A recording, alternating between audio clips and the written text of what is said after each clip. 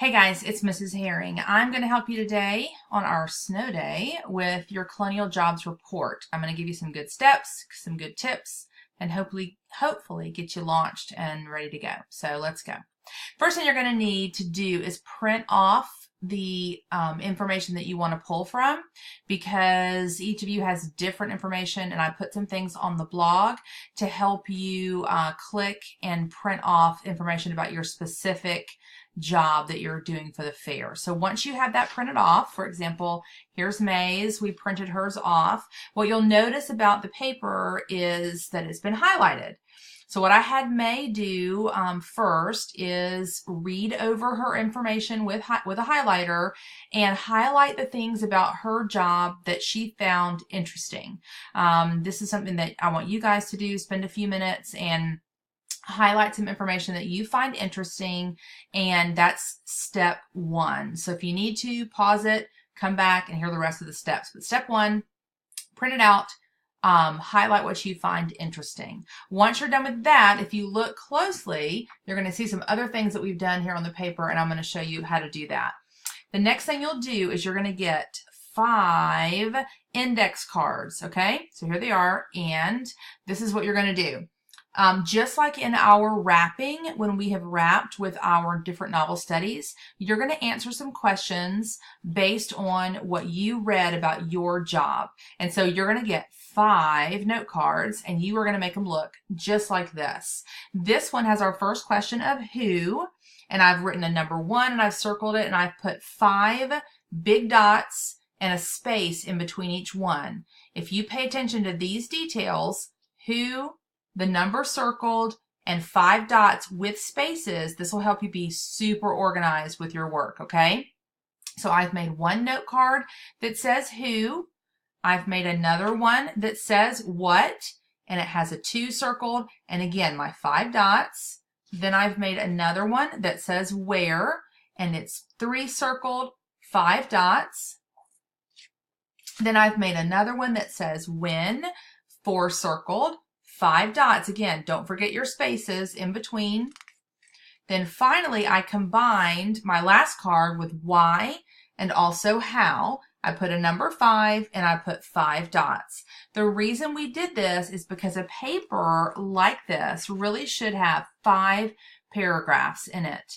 And each paragraph should have, can you guess how many sentences? 5.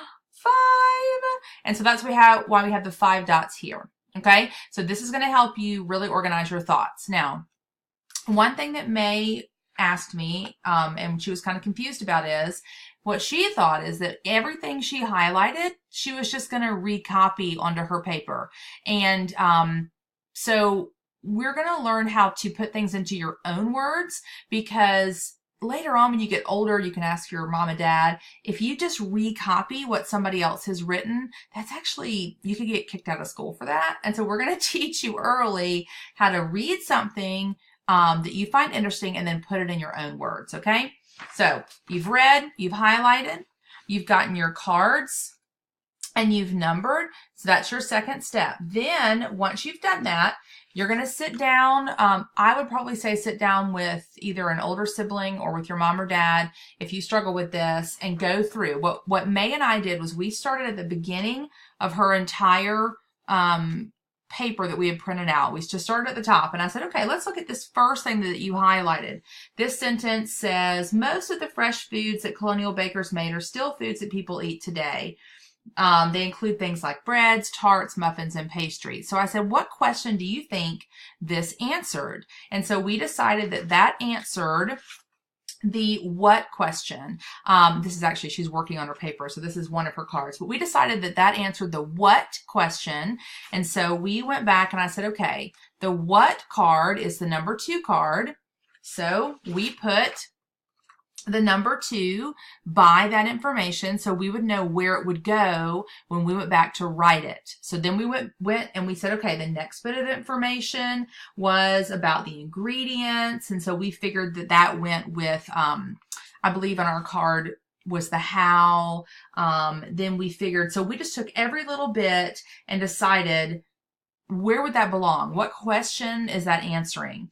Once you've done that with all of your of your information that you highlighted, you've notated, I'm going to hold it up closer so you can see, you've put numbers beside all of the things that you've highlighted, then you get your cards back out, okay? And what we did was we started with 1, and we looked for all the number 1s, and I'll actually show you May's card here. We started with the 1s, and hers was the who, okay? Well, obviously, she's a baker, so you need to introduce yourself. She wrote that she was a colonial baker. She wrote that she was, because we learned that most bakers were from poor families. We learned that oftentimes they learn their trade from a parent, that, and in her case, she's decided that her bakery is going to be run alongside her sister, and then she's going to have a closing sentence that she'll come up with. So these things that she wrote down, if you notice, they're not full sentences. These are just ideas that when we went and looked back at her page and found the number 1s, instead of writing everything that we saw and copying it, we took it down to just an idea that represented what she was going to write about. So we chose the 5 ideas, and your parents will be able to help you with this part as far as understanding how to do this. But these don't need to be sentences. These just need to be what we call bullet points to give you a spark for what you're going to write your own sentences about, okay? So we went through and did that for all of the numbers. We did it for the who, we did it for the what, we did it for the where, we did it for the when, and we did it for the why and the how, okay? We figured all that information. And if we couldn't find 5 things, that's okay. As long as we could find at least 3, then that was okay. So then once we got all those done, she has started now actually writing a rough draft of her paper. So she has started writing it on the computer with, with a word processing program like Word, which that's okay if you want to type it out on the computer, or you can handwrite it. But what she did was, you can see she's put check marks, and I haven't even looked at her work yet, because guys, when you write, I want you just to start writing and just do the best you can, and you'll go back and revise or edit it. So she started writing.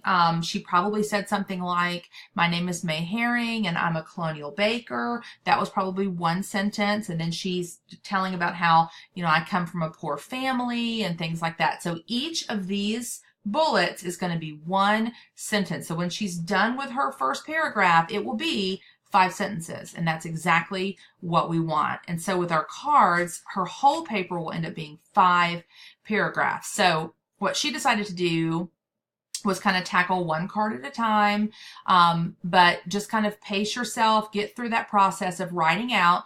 And then if you want to, you can bring your rough draft paper in, as much of it as you have done or as little of it as you have done, and let Miss T or myself take a look at it and give you some feedback.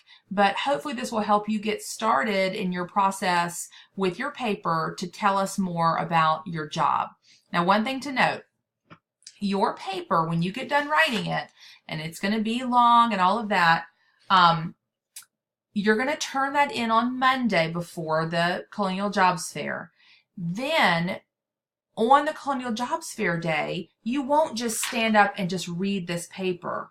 You will, in writing it, believe it or not, you've been learning about your job. You're going to decide for yourself what information that you wrote about you're going to actually tell the people that come and visit you. So you might make some note cards with bullets just to help remind you what your story is going to be, because you can have a story. You can be a baker from a poor family, or you can be a silversmith to the king. I mean, it can be whatever you want, as long as we're learning about what it would have been like if we had worked your job in colonial times. I hope that this helps. If you have any questions, we'll see you maybe tomorrow. Who knows? Maybe not till Friday. But have fun, enjoy your day off, and we'll see you soon. Bye.